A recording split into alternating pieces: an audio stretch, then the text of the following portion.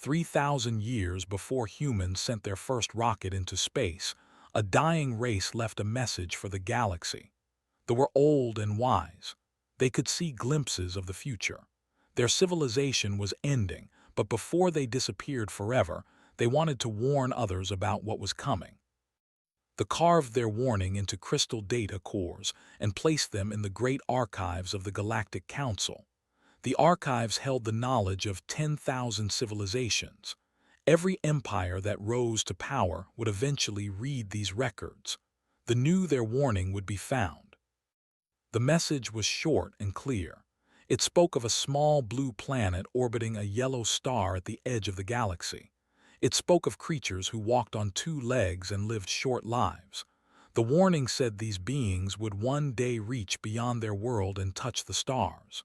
When that happened, the galaxy should be careful. Do not provoke them, do not corner them, do not underestimate them. They are not like the others. For 3,000 years, the warning sat in the archives. Empires rose and fell. Wars were fought across countless star systems. Species evolved and went extinct. The little blue planet continued spinning around its yellow star, and the creatures on it slowly learned to use fire, build cities, and dream of the heavens above them. Then came the Dominion.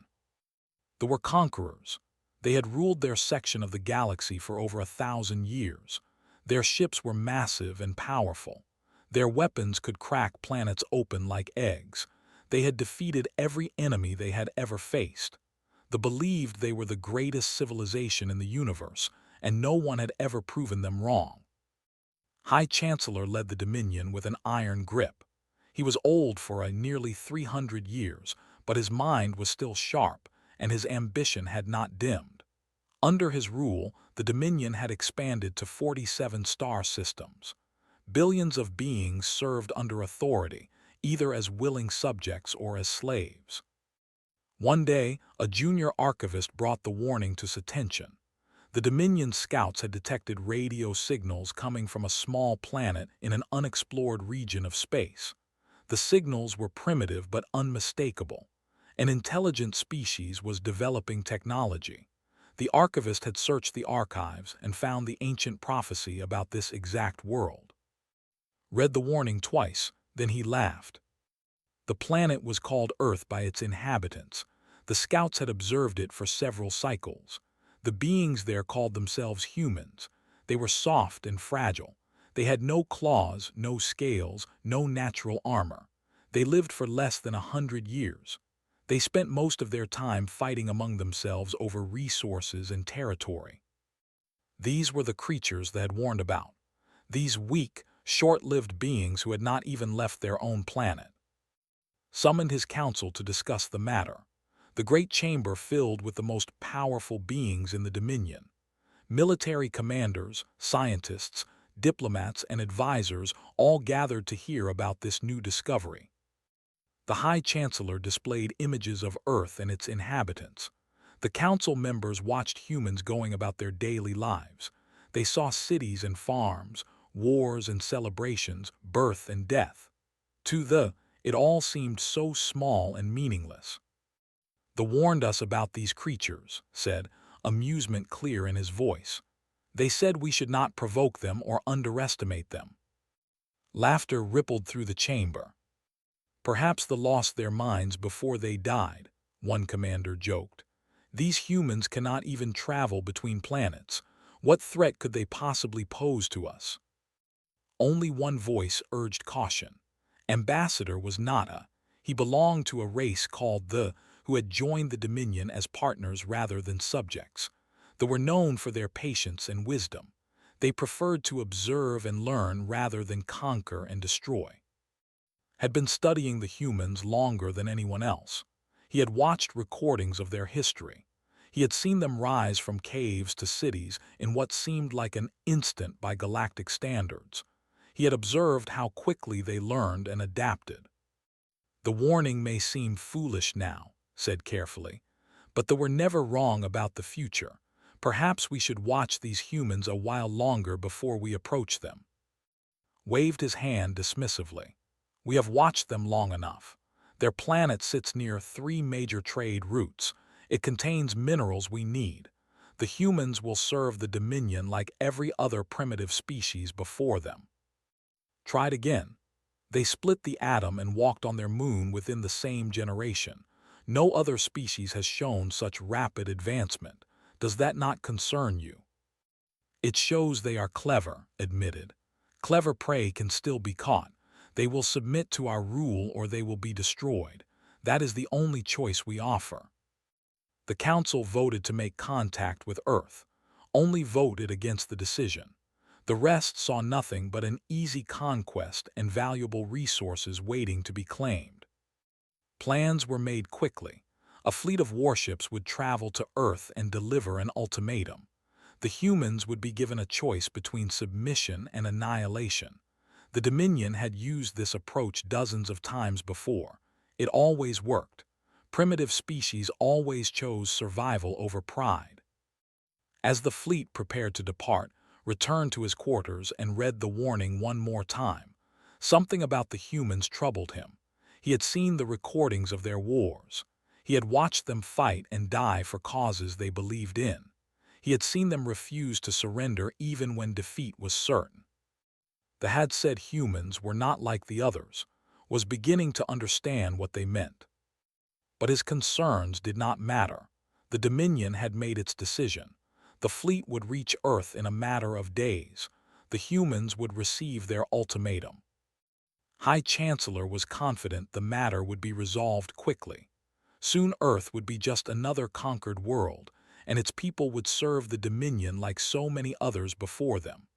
The ancient warning would be forgotten, dismissed as the ramblings of a dying race.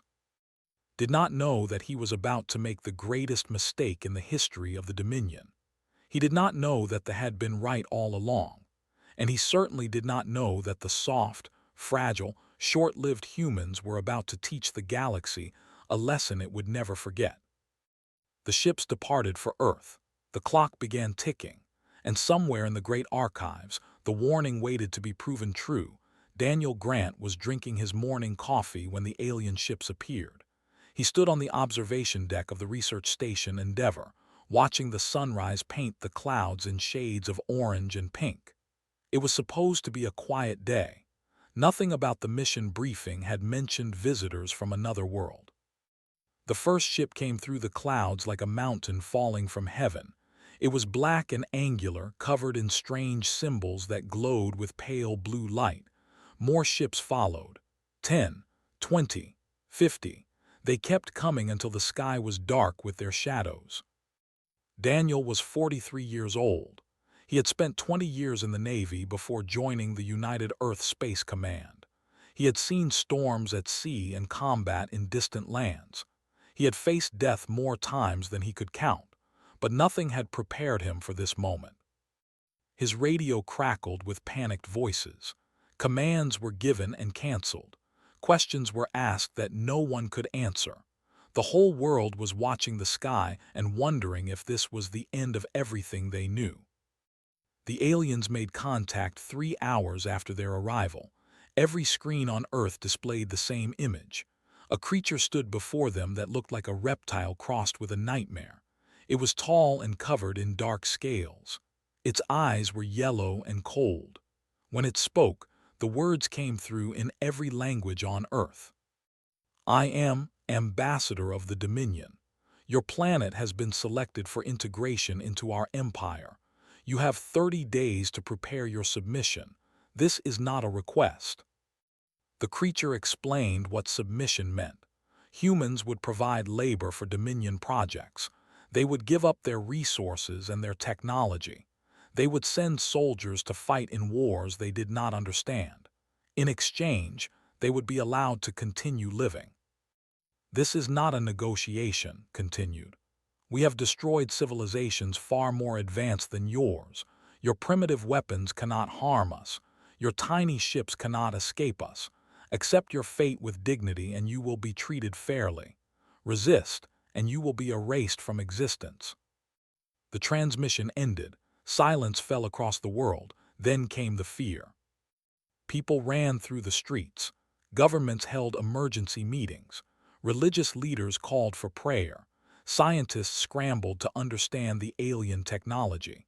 The military calculated their odds of resistance and found them close to zero. In Washington, President Laura Mitchell gathered her advisors and tried to find hope in a hopeless situation. She was 51 years old, a former diplomat who had spent her life solving conflicts through patience and understanding.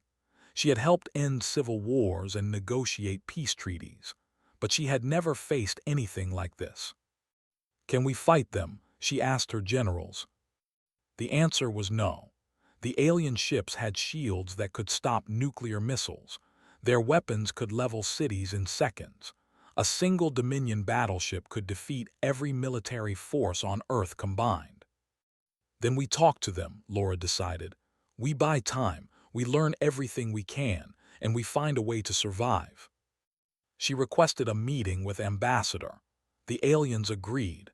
They seemed amused by her attempt at diplomacy. Laura chose two people to accompany her to the meeting. The first was Daniel Grant, whose calm under pressure had impressed her during their brief communications. The second was Dr. Cole, an astrophysicist who had been studying the alien technology since the ships arrived. Was 37 and brilliant in a way that made other scientists uncomfortable. He could look at a problem that had stumped experts for decades and solve it during his lunch break. More importantly, he was curious. He wanted to understand these aliens more than he feared them. The shuttle that carried them to the Dominion flagship was small and slow compared to the alien vessels surrounding it. Laura felt like a mouse walking into a den of lions, but she kept her face calm and her voice steady. If these were to be her last hours, she would spend them fighting for her people. Ambassador met them in a great hall filled with strange technology and alien guards. He towered over the humans, looking down at them with barely concealed contempt. "You are brave to come here," said.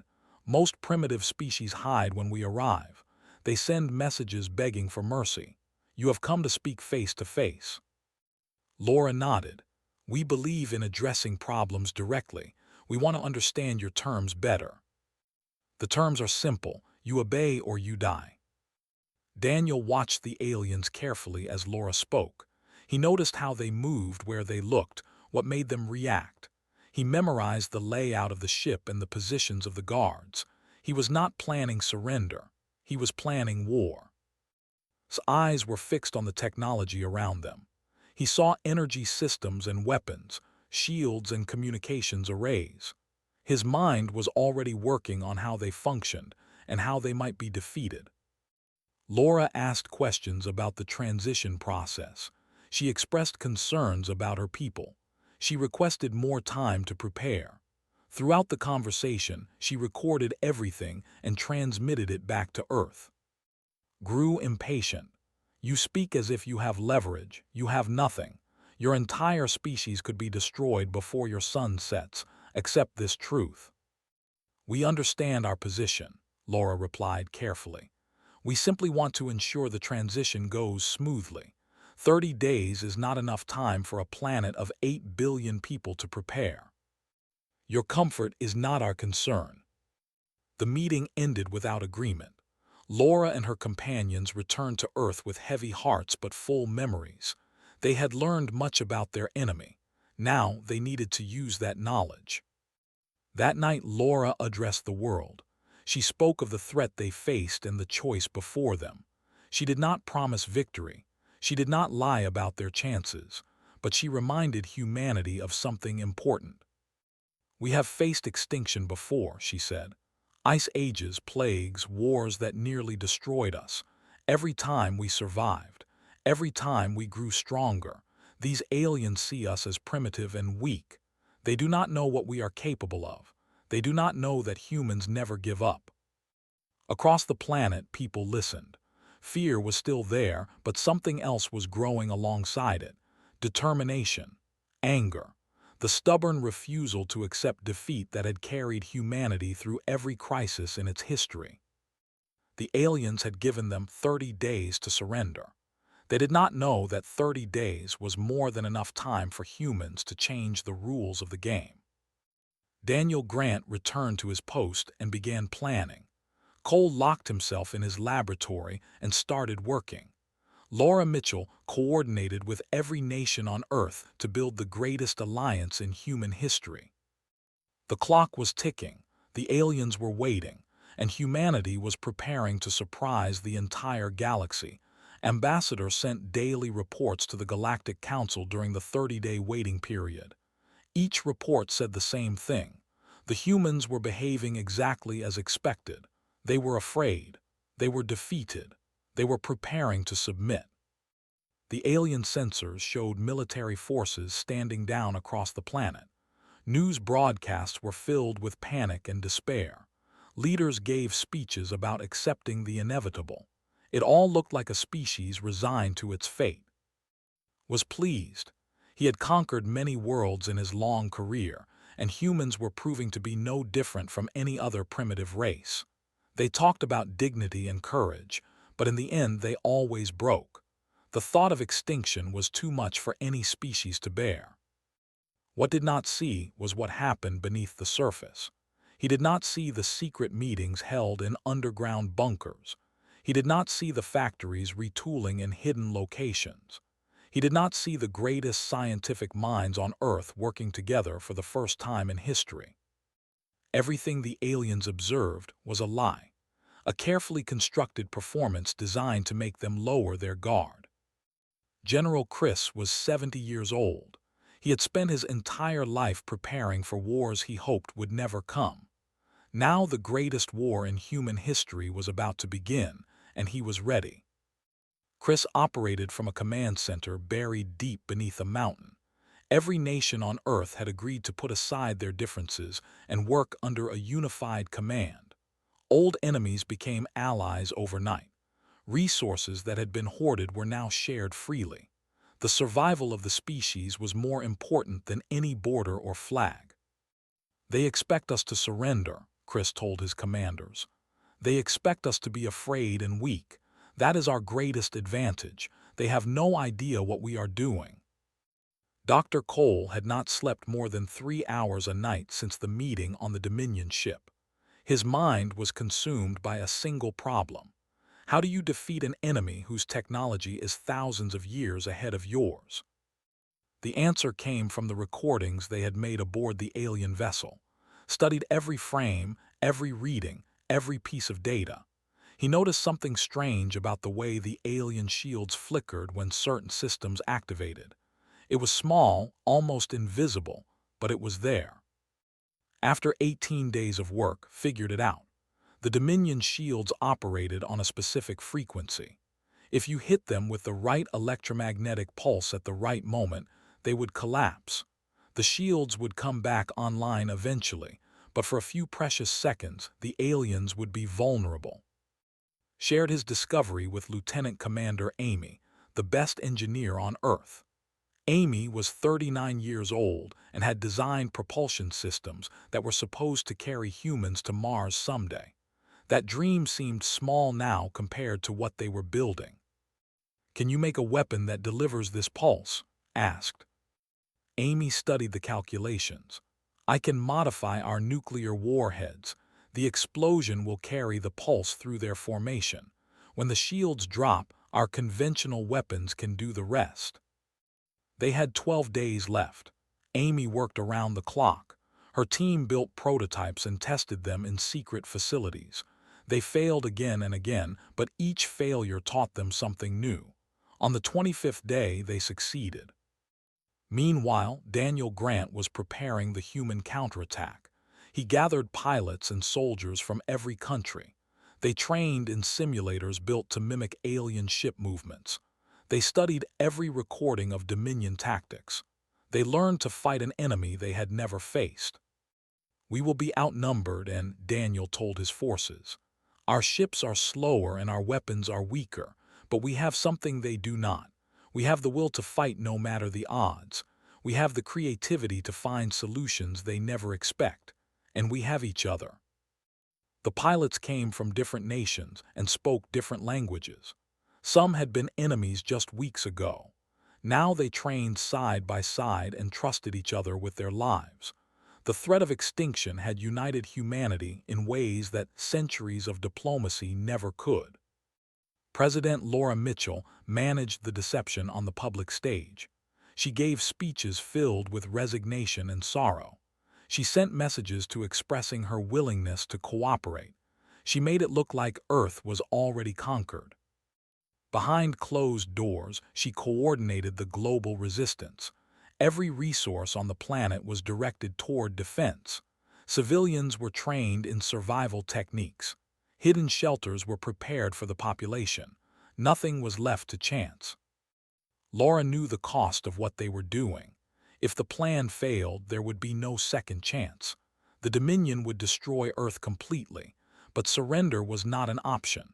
She would rather die fighting than live as a slave. On the 28th day, Ambassador contacted Laura through a secret channel. The diplomat had been watching the situation carefully. He suspected the humans were planning something, and he wanted to help. The Dominion has grown arrogant, said. They believe victory is certain. They have positioned their ships for intimidation rather than combat. If you attack first, you will have the element of surprise. Laura was cautious. Why are you helping us? Because they warned us about your species, and I believe they were right. The galaxy needs to see what happens when the Dominion underestimates its enemies. Perhaps then other worlds will find the courage to resist. Provided tactical information about the Dominion fleet, weak points in their formations, commanders who were slow to react, ships that had technical problems. It was exactly what Daniel needed to plan the first strike. The 29th day arrived. Earth's hidden fleet was ready. The modified weapons were loaded. The pilots were in position. Every human on the planet held their breath and waited. Laura Mitchell stood before a camera and addressed the Dominion one last time. Her voice was calm and her eyes were hard. "We have considered your offer carefully," she said. "We decline. Leave our system immediately or face the consequences." Ambassador laughed when he received the message. He ordered his fleet to attack. He expected the destruction of Earth to take less than an hour. He had no idea that the humans were already moving. While he gave orders for bombardment, Daniel Grant was leading the first wave of human ships toward the Dominion fleet. Electromagnetic weapons were armed and ready. Amy's modifications hummed with power. The greatest underestimation in galactic history was about to be corrected. Looked at his tactical display and saw the tiny human ships approaching. He smiled at their foolishness. They were flying toward their deaths. He did not know that he was the one who had already lost. The first Dominion fighters descended on Earth expecting no resistance. They flew in perfect formation, weapons ready to reduce cities to ash. Their pilots were veterans of 100 conquests. They had never lost a battle against a primitive species. Daniel Grant watched them come from the cockpit of his modified fighter. His heart was steady and his hands did not shake. He had trained for this moment his entire life without knowing it. Every flight, every battle, every close call had prepared him for this day. "All units hold position," Daniel ordered through his radio. "Wait for my signal." The human fleet was hidden behind the dark side of the moon. They were outnumbered badly. The Dominion had thousands of fighters and dozens of capital ships. Earth had a few hundred modified craft and a handful of converted freighters. On paper, the battle was already over. But paper did not account for what humans could do when their survival was at stake. The Dominion fighters entered Earth's atmosphere. They targeted major cities on every continent. New York, Beijing, London, Mumbai, Cairo. Billions of people looked up and saw death approaching. Then the sky lit up with fire. Hidden missile batteries across the planet launched simultaneously. Electromagnetic pulse weapons detonated among the alien formations. The effect was immediate and devastating. Dominion shields flickered and died. Navigation systems crashed. Fighters that had been flying in perfect formation began tumbling out of control. Earth's conventional missiles followed seconds later. Without shields, the alien fighters were just metal and fuel. They exploded by the dozens, hundreds. The sky became a graveyard of burning wreckage. Ambassador watched his tactical display turn red with warnings. His forces were dying faster than his systems could track. This was impossible. The humans had no weapons capable of this. They were supposed to be helpless. How? He demanded. They had nothing that could touch our shields. His tactical officer checked the readings again and again, unable to believe what he was seeing. They built something new. In 30 days, they built weapons we have never encountered. On the flagship, panic was spreading. Officers who had never known defeat did not know how to respond to it. Orders were given and then canceled.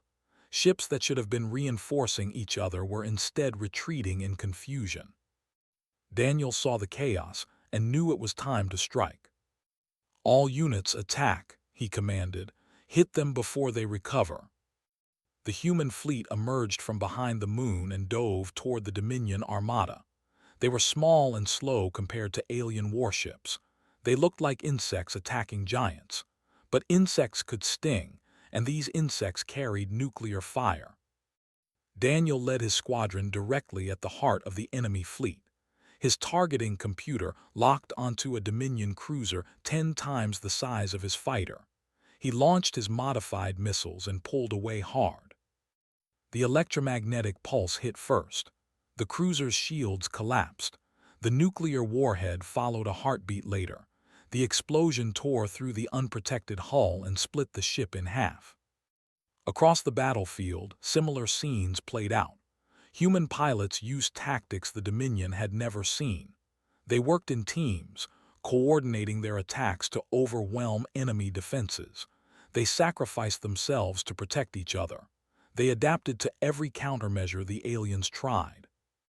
A pilot named flew his damaged fighter directly into a Dominion battleship's main weapon array.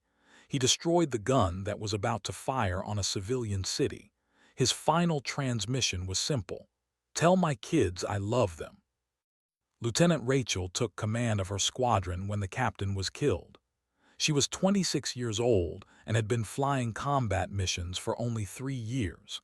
She led her people through the enemy fleet and destroyed 2 capital ships before her own craft was hit. The battle lasted 4 hours.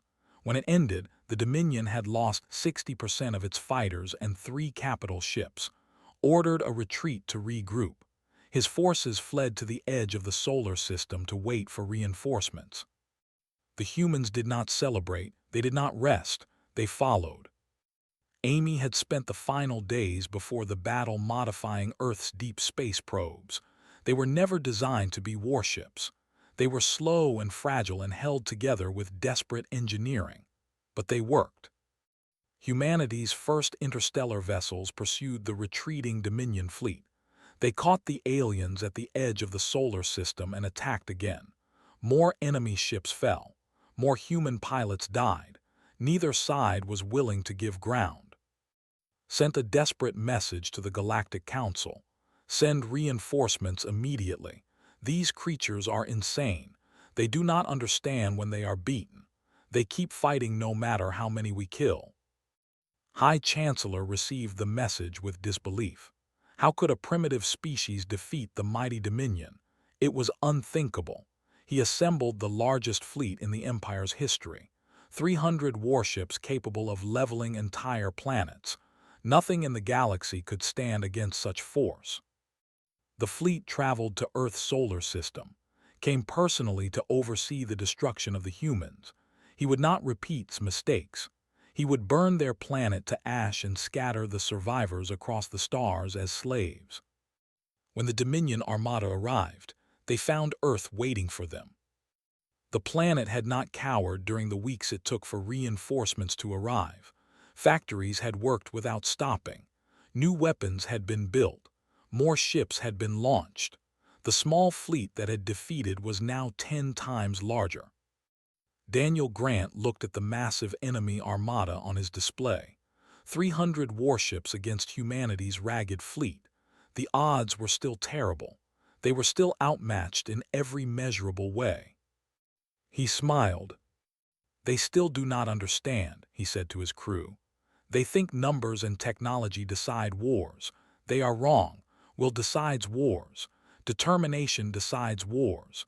And no species in this galaxy has more will than humans." He opened a channel to all human forces. "They came here to destroy us. They came here to enslave our children and burn our world. They think we will break. They think we will surrender. Show them how wrong they are. Show them what happens when you threaten everything a human loves." The human fleet advanced toward the enemy. They were afraid. They knew many of them would not survive the day, but they flew forward anyway because the alternative was unthinkable. The second battle for Earth began, and the galaxy watched in wonder as the impossible happened again. The war lasted 3 years. It spread across star systems and changed the shape of the galaxy forever. The Dominion, which had never known a significant defeat in its 1,000-year history, was slowly and systematically taken apart by a species that had learned interstellar travel only 4 years earlier. Daniel Grant became a legend in the first year of fighting. He led attacks on Dominion supply lines and disrupted their communications. He trained new pilots and turned farmers into warriors. He won battles that military experts said could not be won. In the second year, human fleets pushed beyond their solar system for the first time. They liberated planets that had been enslaved by the Dominion for centuries. The oppressed species watched in amazement as small, fragile creatures defeated the empire that had crushed them. Word spread through the galaxy. The warning was remembered. Species that had lived in fear began to hope again. Some joined the human alliance. Others provided secret support. The Dominion found itself fighting not just humanity, but the consequences of 1,000 years of cruelty. Amy designed new ships that could match Dominion speed. Cole cracked the secrets of alien power systems and gave humanity weapons that would have seemed like magic just years before. Every victory provided new technology to study. Every defeat provided lessons to learn. The Dominion tried everything to stop the advance. They sent assassins after human leaders. They targeted civilian populations. They offered peace treaties designed to buy time for counterattacks. Nothing worked. President Laura Mitchell led Earth through the darkest days of the war. She made decisions that cost lives and haunted her dreams. She sent young people to fight and die on distant worlds, but she never wavered, and she never considered surrender. "We did not start this war," she said in her speeches. "We did not want it, but we will finish it. We will not stop until every chain is broken and every tyrant has fallen." High Chancellor died in the 3rd year of fighting. His flagship was destroyed during the Battle of Prime, of the Dominion. Human forces had pushed all the way to the heart of enemy territory. They had done what no other species had ever accomplished. The final surrender took place on a station orbiting the shattered remains of the Dominion capital. The surviving commanders signed documents ending their empire forever. They looked at the human delegation with something that might have been respect or might have been terror.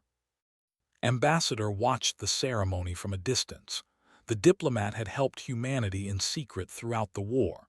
He had believed in them when no one else did. Now he was witnessing the birth of a new galactic order. "Do you understand now?" his aide asked. "Do you understand what they tried to warn us about?" Nodded slowly. He had thought about this question for 3 years. He finally had an answer. "The warning told us not to corner them, not to underestimate them. We thought they were warning us about human strength or technology. They were not." "Then what were they warning us about?" Watched the human commanders signing documents and shaking hands. He saw Daniel Grant standing proudly with his officers. He saw Laura Mitchell speaking with former enemies about building a better future. "They were warning us about human will," said. "Every other species in the galaxy, when faced with impossible odds, eventually accepts defeat. Humans do not possess that capability. They do not know how to surrender. They do not understand when they are beaten. To them, defeat is simply a delay, an obstacle to overcome, a reason to try harder. The aide considered this. That sounds terrifying. It is, and it is also inspiring. Look at what they have done. They transformed themselves from a primitive species to a galactic power in less than a decade. They defeated an empire that had crushed thousands of civilizations. They did not just win this war. They changed the rules of what is possible. Laura Mitchell stood before the reformed Galactic Council 1 month after the surrender. The council chamber was filled with representatives from hundreds of species. Many of them had been Dominion slaves. Now they were free because humans had refused to accept their chains. "We did not seek this war," Laura said. Her voice was tired but strong. "We did not want to rule the galaxy or destroy our enemies. We simply wanted to live free and in peace. The Dominion gave us no choice. We fought because fighting was the only option that did not require us to give up everything we are." She paused and looked around the chamber. "Let this serve as a lesson to anyone who considers threatening Earth or its allies. We are a species that crawled out of the mud. We survived ice ages and plagues. We split atoms and walked on moons. We fought each other for thousands of years and somehow still managed to build civilizations. We did not come this far to be conquered. We will never come this far to be conquered." The chamber was silent. Then the applause began. It started with the species humanity had liberated and spread until it filled the great hall like thunder. A new era was beginning. The Galactic Council would be rebuilt on principles of cooperation rather than domination. Former slave worlds would govern themselves. The cruelty of the Dominion would be remembered as a warning, not a model. Daniel Grant retired after the war. He returned to Earth and bought a small farm in Montana. He spent his days working the land and his nights watching the stars. Sometimes young pilots would visit him, asking for advice and stories. He always had time for them. Amy became the director of humanity's new interstellar engineering corps. She designed ships that would carry humans to distant worlds. The dream of exploring the galaxy that had once seemed so far away was now within reach.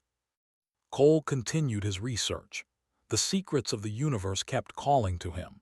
He made discoveries that changed physics and opened doors to technologies humanity had never imagined. He never stopped asking questions. Laura Mitchell served as Earth's first galactic ambassador until she retired 10 years after the war. She spent her final years writing about what humanity had learned and what they still needed to discover. She died peacefully, surrounded by her family, knowing she had done her part. In the great archives of the Galactic Council, the ancient warning still remained, but now it had a new annotation, added by the Council itself. "The humans have been contacted. They are exactly what they described. Do not provoke them. Do not corner them. Do not underestimate them. They are not like any other species in the galaxy. They are something new, something remarkable, something that has changed everything." The galaxy had been warned about humans. They had ignored that warning. They learned their lesson. And humanity had finally taken its place among the stars.